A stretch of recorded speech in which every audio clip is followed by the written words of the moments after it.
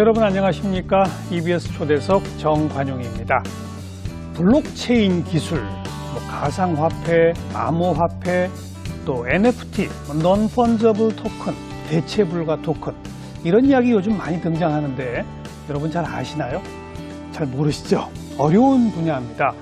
그런데 이제 이걸 모르면 안 된답니다. 앞으로 이 블록체인 기술에 기반해서 디지털 자산 혁명이 일어나게 돼 있고요. 그러면 이 부의 미래가 바뀐답니다. 이제 돈을 벌려면 이 분야를 알아야 한다는 얘기인데요. 오늘 공부를 좀 하려고 우리나라 블록체인 기술 분야의 최고 권위자이신 인호 교수님을 함께 만나보겠습니다. 교수님 어서 오십시오. 예, 안녕하십니까. 네.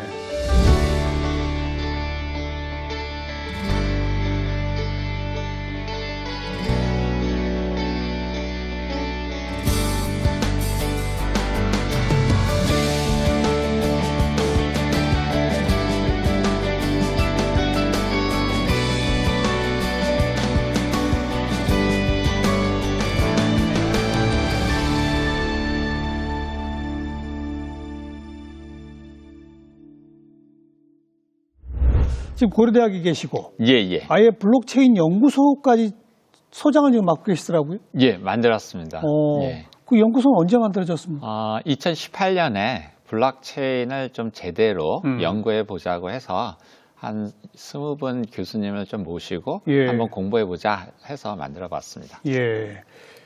이 분야 이제 모르면 안 된다. 제가 오늘 시작할 때 얘기한 것처럼. 예, 맞습니까? 맞습니다. 예. 앞으로 4차 산업혁명에 가장 중요한 것이 두 가지가 있는데 보통 우리가 쌍두마차라 그러는데 하나는 AI, 또 다른 하나는 블록체인. 그래요. 예. 인공지능, AI, 로봇 기술 이쪽 분야는 그래도 조금 접근이 쉬운데 예. 이 블록체인부터 어려워요. 그런데 아무튼 안타깝네요. 이제 이쪽 분야를 모르면 돈을 못 번다 한마디로. 이제 4차 산업혁명 시대에 기업이 생존할 수 없다. 저는 그렇게 말씀드리고 싶어요. 예. 이 블록체인 모르면 기업이 살아남지 못한다? 못하죠. 예. 왜 그런지 오늘 좀 배우겠습니다. 알겠습니다. 언제부터 이 용어가 나왔죠? 블록체인?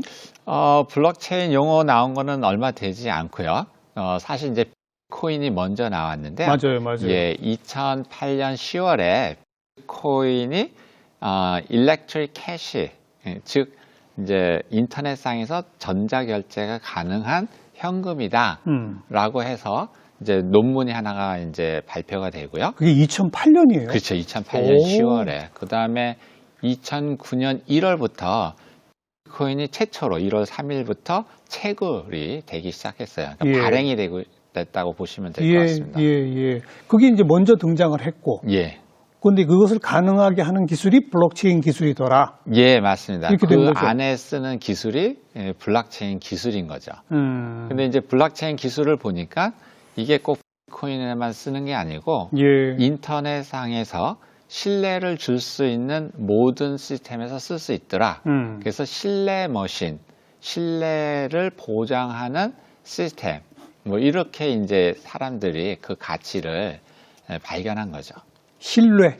그렇죠. 믿음. 예. 왜냐하면 이제 보통 이제 인터넷상에서 디지털 하면 원본이 있고 그거를 카피한 사본이 있잖아요. 근데 원본과 사본이 완전히 똑같은 거예요. 서로 이제 이게 구분이 안 되는 거죠. 그래서 예를 들어서 5만 원짜리 현금을 인터넷상으로 만들었다 그러면 이거를 복사를 해서 똑같이 만들어도 구분이 안 되니까 그걸 여러 번 복사해서 여러 군데 쓰는 거죠. 그러면 돈으로서 가치가 없잖아요. 근데 이제 블록체인은 그 현금을 거래 장부에다가 두고 이게 진짜 현금이야 라고 하고 누구한테 쓰면 그거 쓴 사람에 대한 기록을 다 인터넷에 남겨가지고 누구도 위변조하지 못하게 해놓은 시스템이라고 보면 되죠. 그래서 분산 원장 기술이다 이렇게 어려운 말로는 하죠. 너무 어려워요. 분산 원장 기술? 좀 더 쉬운 예를 하나 들어주시면. 그러니까 이제 정 교수님이 저한테 이제 5만 원을 꾸면 빌렸어요. 예, 빌렸어요. 그러면 이제 차용증을 쓰잖아요, 서로. 제가 차용증을 썼어요. 예. 근데 이제 쓰면은 이제 두 개의 사본을 갖고 있잖아요. 그렇죠. 왜냐면 누가 위변조 할까봐.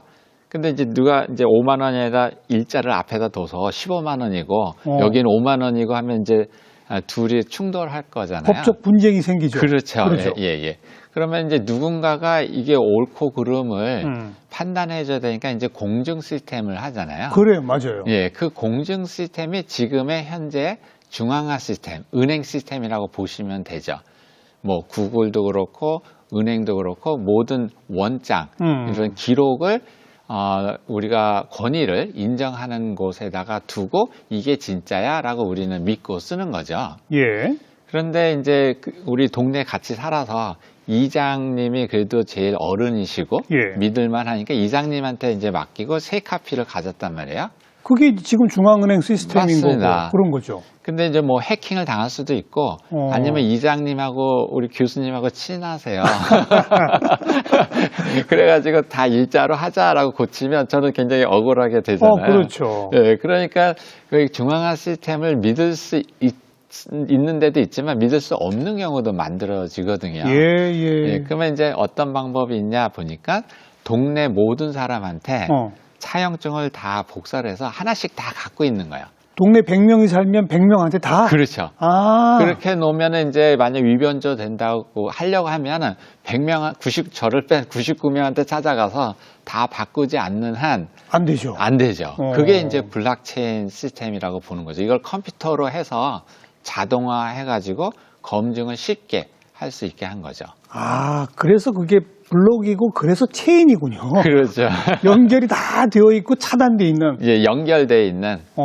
그래서 누구도 그 연결상에서 블록을 쉽게 위변조하지 못하도록. 그렇죠. 그래서 절대 위변조되면 안 되는 정보를 그 시스템에다 담게 되는 거죠. 그래서 우리가 보통 돈에 관한 것도 그렇고 우리 요즘 이제 대선 뭐 이런 게 있잖아요. 투표 같은 것도 A 여당을 찍었는데 야당으로 돼 있다든지 서로 믿지 못하니까 아직 모바일 투표가 안 되잖아요. 안 되죠. 예, 근데 여기는 누구도 위변조하지 못한다는 신뢰가 있다 그러면 우리가 쉽게 모바일 투표할 수 있는 거거든요. 블록체인 기술을 전면화시키면 모바일 투표도 가능해질 수 있다. 그럼요. 우리가 태백산, 소백산, 설악산에 가서도 거기서 투표하면 되죠.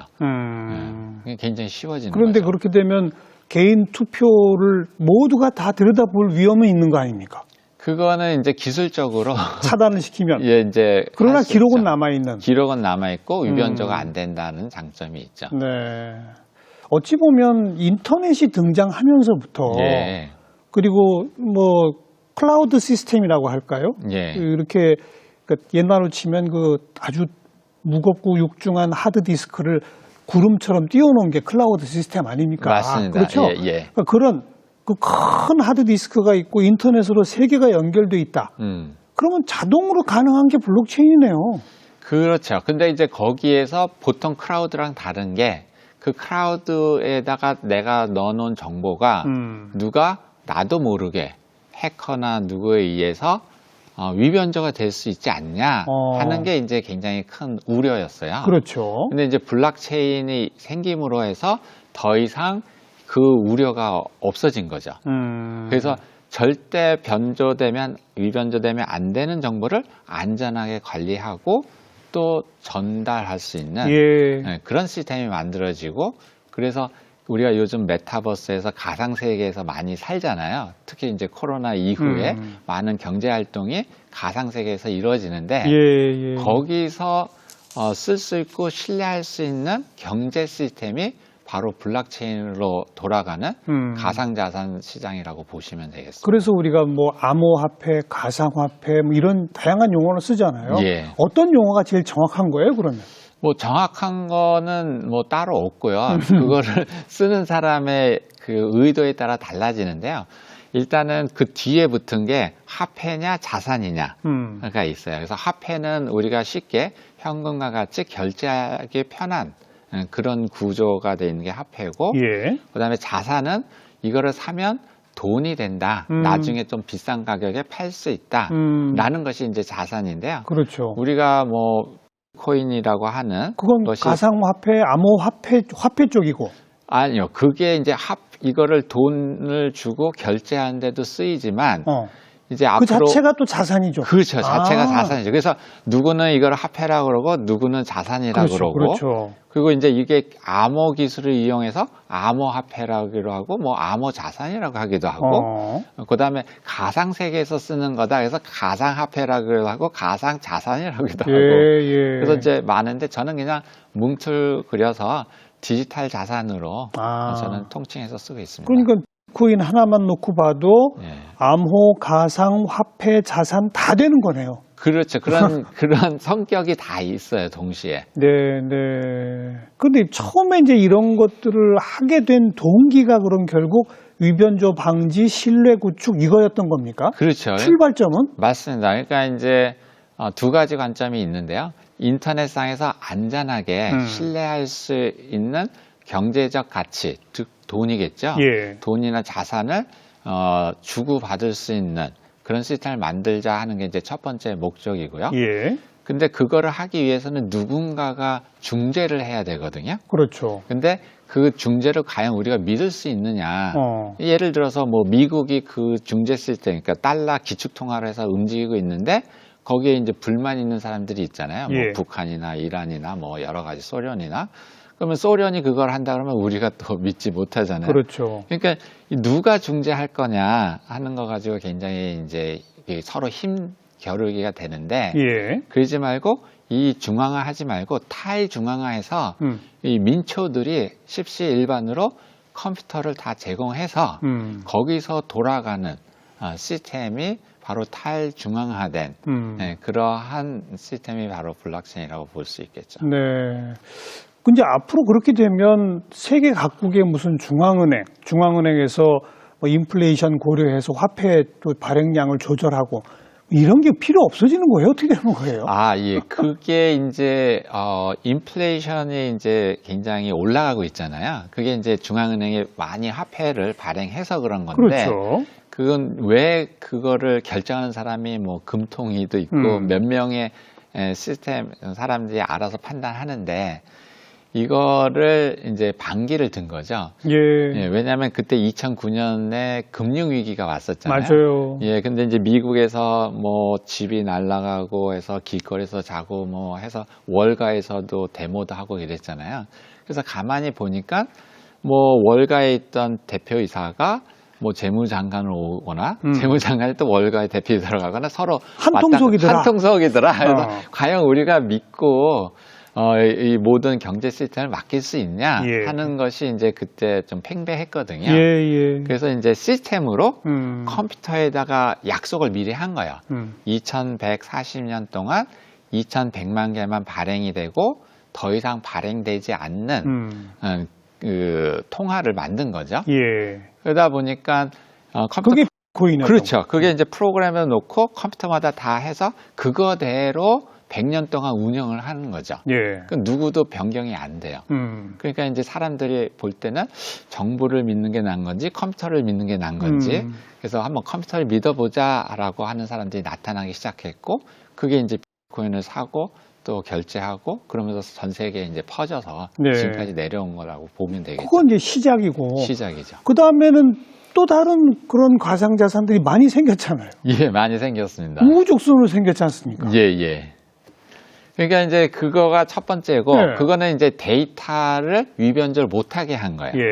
그 다음에 이제 두 번째 생긴 게 이제 이더리움이라고 하는 코인인데 그 코인은 프로그램을 거기다 넣은 거예요. 그러니까 예를 들어서 우리가 물건을 인터넷상에서 거래를 한다 그러면 제가 이 펜을 정 교수님 보내면 본 적이 없잖아요. 그런데 물건을 보냈는데 돈을 안 보내거나 돈을 보냈는데 물건을 안 보내면 서로 신뢰가 없기 때문에 거래가 안 되잖아요. 안 되죠. 그러니까 이제 이베이나 아마존 같이 어떤 믿을 수 있는 제3자가 있어서 야 돈을 먼저 여기다가 지불하세요. 그래서 이제 돈을 맡겨놓고 그걸 이제 에스크로 한다 그러잖아요.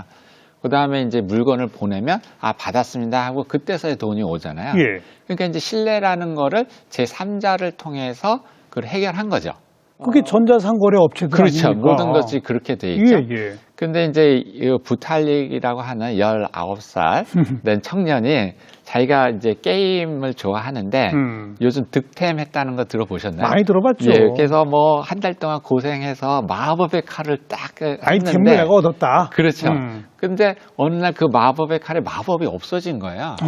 왜냐면 이 중앙화된 게임 회사가 그 마법을 없애버린 거예요. 약속을 깨고. 자기 마음대로. 예. 그 열이 받겠어요, 안 그렇죠. 받겠어요? 열받죠. 열 받죠.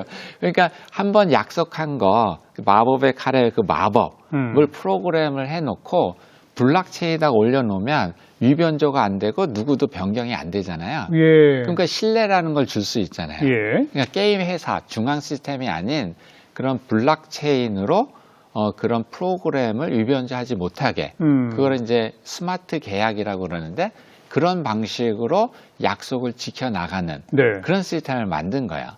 그러니까 코인과 이리움은 가상화폐, 뭐 암호화폐, 가상자산, 암호자산이라는 점에서는 같지만 예. 출발하고 이걸 구축하고 있는 시스템은 다른 거네요. 그렇죠. 활용성이 다르죠. 그렇죠. 예, 그러니까 비트코인은 데이터를 위변조 못하게 한 거고 이리움은 프로그램을 위변조하지 못하게 한 거고. 예. 그러니까 이제 예전에 왜 폴더폰 쓰셔봤나요? 예, 예. 예, 그러니까 폴더폰은 통화만 되잖아요. 그러니까 비트코인은 어떤 결제 위주만 돼 있는데 이리움에 가서는 이제 스마트폰이 된 거예요. 거기다 프로그램만 올려놓으면 그게 뭐 결제도 되고 TV도 보고 SNS도 하고 많은 걸 하잖아요. 예. 그런 것처럼 모든 것들을 프로그램으로 그 안에다 넣어서 할 수 있는 플랫폼이 된 거죠. 마치 안드로이드 뭐 이런 시스템처럼. 그 다음에 이제 그 다음에 나온 것들은 좀 더 속도를 빠르게 하겠다, 확장성이 있겠다, 뭐 이런 것들이 계속 아이디어들이 나온 거고. 그리고 지금 그런 식으로 나와 있는 이 가상화폐, 가상자산의 종류가 얼마나 됩니까? 그래서 제가 뭐 시장에서 거래되는 것만 해도 어마어마하잖아요. 그렇죠. 뭐 8,000개에서 15,000개 그러니까. 뭐 이상이 될 것 같은데요. 예. 근데 이제 제가 보는 관점은 저희 모든 기업들이 다 자기만의 그걸 이제 요즘은 이제 토큰이라고 하거든요. 특별한 기능이 있는 코인을 토큰이라고 그러는데 토큰을 다 발행할 것 같아요. 기업별 토큰? 예. 그러니까 호호. 뭐냐면 우리가 어떤 기업에 가서 뭐를 사면 포인트를 주잖아요. 맞아요. 예, 그 포인트가 사실은 디지털 토큰이 되는 거죠. 아, 그렇죠. 예, 그래서 그거를 옛날 같은 포인트는 나만 쓰는데 이 포인트를 꺼내서 다른 사람한테 선물도 주고 또는 포인트가 모자르면 더 돈 주고 살 수도 있고 예, 예. 또 포인트를 돈 주고 팔 수도 있고 그렇죠. 예, 또 포인트와 포인트를 또 교환할 수도 있고 예. 이런 세상이 이제 오는 거죠. 근데 이제 그런 거 하려면 그 개인화된 그 중앙화된 시스템 가지고는 힘든 거거든요. 모든 기업들이 다 노드 컴퓨터로 참여해가지고 같이 만들어야 되고 누구도 위변조하지 못하는 신뢰성이 있어야 예. 그러니까 포인트들이 서로 교환이 되니까 예. 그 블록체인으로 갈 수밖에 없는 거죠. 아유, 지금까지 우리 시청자분들이 잘 따라오고 계신가 모르겠는데 지금까지 온 것만 갖고 제가 조금 보면 예.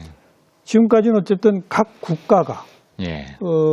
국가가 관리하고 발행하는 각 국가별 화폐가 있고 예. 그게 이제 외환 시장에서 서로 거래가 되고 예. 그 이제 기축 통화인 미국이 이제 중심이 돼서 예. 세계 경제가 굴러가고 막 이랬던 예. 거 아닙니까? 예, 예. 그리고 이제 가상 세계 컴퓨터 세계에서 새롭게 코인이라는 게 뭐 하나 등장을 했고 예. 뭐 또 방금 발전해서 이름이 나오고 그다음 예. 또 뭐가 나오고 예. 이게 뭐 아까 뭐 8,000개 뭐 몇 예. 개 제가 그때쯤 해서 질문하려고 했던 게 이게 그러면 앞으로 막 몇십만 개씩 나오면 예. 서로 간에 거래도 되고 뭔가 이렇게 중앙에 역시 또 뭐가 있어야 되는 거 아닙니까? 이걸 물어보려고 했는데 예. 아니 거기다 뭐 기업별로 뭐 토큰을 내요? 예. 예. 그럼 제가 삼성전자 토큰하고 현대차 토큰하고 있으면 서로 이게 거래가 돼야 될 거 아니에요? 그래서 서로 누가 그걸 바꿔줄 합니까? 수가 있죠. 그러니까 저희가 보는 관점은 제가 비트코인은 이제 처음 학생을 인턴을 보내면서 거기가 이제 비트코인 거래소라고 하는 거예요. 그래서 예, 이제 예. 2014년에 그때부터 좀 공부를 했었는데 딱 보자마자 제가 느낀 거는 돈이 아날로그가 디지털로 변하고 있다. 그러니까 아날로그 머니는 우리가 지폐잖아요. 제가 지폐를 드리려면 이제 만나야 되고 또 이렇게 옛날엔 사과 상자에서 담기도 했는데 뭐 아무튼 그런 거를 이제 근데 전달하는 요새는 사실 지폐 잘 안 쓰고 예. 신용카드다 뭐다 이렇게 이미 했잖아요. 예, 맞습니다. 이미 디지털화 된 거 아니에요? 그거 자체도? 그런데 그건 우리나라 안에서 그런 거고 아. 아프리카에 있는 친구한테 주려고 그러면 은행을 통해서 가야 되잖아요. 외환 거래를 해야 되니까. 그렇죠. 예. 그러면 이제 아프리카에 있는 그러니까 제가 A라는 은행에 가서 음. 송금합니다 적고 그러면 A 은행이 있고 B 은행, C 은행이 있는데 뭐 한국은행도 있고 이란은행도 북한은행도 있고 서로 믿지 못하잖아요. 예. 그러니까 이제 중개하는 은행이 또 있어요. 있죠. 예, 스위프트망이라고. 그러면 이제 아프리카에 있는 친구가 거기 또 수신을 하려면 또 은행에 가야 되잖아요. 그렇죠. 그러니까 몇 단계를 걸쳐서 가니까 시간과 돈이 많이 드는 거예요. 비용도 들고. 그렇죠. 은행들마다 수수료를 떼고. 그렇죠. 그렇죠. 예, 소액 송금 같은 경우는 특히 많이 뛰죠. 예를 들어서 뭐 100불, 10만 원이다 그러면 여기서 한 15,000원 뛰고 여기서 17,000원 뛰고 여기서 8,000원 뛰고 해서 적어도 45,000원, 5만 원이 뛰는 거죠. 남는 게 없죠. 그렇죠. 그러니까 뭐 100만 원을 보내도 5만 원, 10만 원을 보내도 5만 원 뭐 이런 식으로. 예, 그러니까 예. 소액 송금 보낼 때는 굉장히 시간도 걸리고 수수료가 비싼 거죠. 그렇죠. 근데 이제 비트코인 같은 경우는 인터넷만 있으면 서로 간에 그냥. 예, 아. 핸드폰만 있으면 바로 즉시 보낼 수가 있고 음. 중개하는 은행이 없으니까 네. 수수료도 싸지고요. 예. 네, 요즘 수수료가 올라서 좀 비싸긴 하지만요. 그 위변조 안 된다, 신뢰가 가능하다, 네. 그다음에 중간에 어떤 비용, 거래 비용 같은 건 없앨 수 있다. 이런 게 장점인 거네요. 그렇죠. 또 어떤 장점들이 그리고 있습니까? 이제 그게 글로벌이다. 아, 그렇죠. 국제적으로 다 국제적으로 된다. 통용될 수 있다라는 거고, 그 다음에 이제 뭐 그 토큰 코인마다 다르긴 하겠지만 비트코인 같은 경우는 발행량이 한정돼 있다. 한정돼 있다. 그러니까 희소성이 있다라는 거죠. 이 2,100만 개만 발행이 되고 예, 더 이상 예. 발행이 안 되는. 그러니까 이제 요즘 CBDC라고 들어보셨나요? 뭐라고요? Central Bank Digital Currency. 모르겠어요. 중앙은행이 발행하는 디지털 머니. 아, 각국마다 그런 거 검토한다고 하잖아요. 예, 맞습니다. 그래서 그러한 이제 이거는 이제 법정화폐죠. 그렇죠. 예, 법정화폐가 이제 디지털 머니로 변경이 돼서 핸드폰 안에 내 현금이 들어오는 거죠. 예, 예. 그래서 핸드폰으로 바로 현금을 보낼 수 있는 획기적인 시스템이죠. 그래서 이제 이게 이제 중국에서 처음 다 만들어서 통용이 되고 있고요. 이미 통용되고 있어요? 예. 요번에 이제 북경 올림픽 통해서 좀 세계화하겠다 이런 포부를 밝히기도 했습니다. 그러니까 디지털 위안화인 거죠, 그거. 그렇죠, 맞습니다. 그런 거죠. 예. 기존 위안화가 따로 있고. 그렇죠. 종이로 된 위안화가 따로 있고, 예. 그 다음에 디지털 위안화를 만들어서 예. 핸드폰만 있으면 전 세계 사람이 디지털 위안화를 쓸 수 있게 하겠다. 이런 목표. 거기서 거래 비용을 획기적으로 낮출 수 있다. 거기는 거래 비용이 없죠. 아예 국가가 없죠. 돈을 다 대니까요. 그 우리나라는 디지털 원화 지금 계획이 있나요? 계획이 있습니다. 그래서 이제 작년 1월부터 그 프로젝트를 시작을 해서 예. 올해 6월 달에 그 프로젝트 1차 시범 사업이 끝나고요.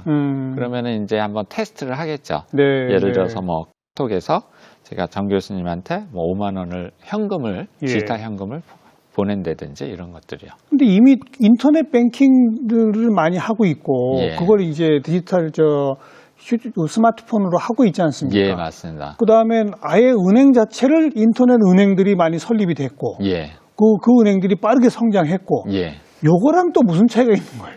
그러니까요. 그게 이제 그 중앙화 시스템, 그러니까 은행을 중심으로 은행 계좌가 있어야 그걸 하잖아요. 계좌 개설해야죠. 그렇죠. 근데 계좌가 없으면 돈을 보낼 수 있는 방법이 없어요. 없죠. 예. 그러니까 우리나라는 대부분 계좌가 있긴 한데 우리 75억 인구 중에 계좌가 없는 사람이 몇 명이나 되는지 혹시 아세요? 지구 인구 중에 예. 뭐 저 아프리카 이쪽 가면 많이 없겠죠. 그렇죠. 한 25억 명이 없다고 합니다. 그래요. 그런 사람이라도 핸드폰이 있는 사람이 있죠. 많이 있거든요. 예. 그런 사람들이 그런 현금, 디지털 현금을 쓸 수 있는 그런 시대가 이제 오고 있는 거고요. 그 다음에 그 인터넷에 이제 은행 보내고 받을 때 사실은 수수료가 있어요. 수수료 붙죠. 예, 보통 우리한테 무료로 해줘서 잘 감이 안 오는데, 근데 이제 이런 것들이 디지털 현금으로 돼 있으면 그런 수수료가 없어지는 거고요. 그 다음에 이게 우리나라뿐 아니라 아프리카에 있는 친구한테도 알겠습니다. 보낼 수 있는 거고요. 네. 네.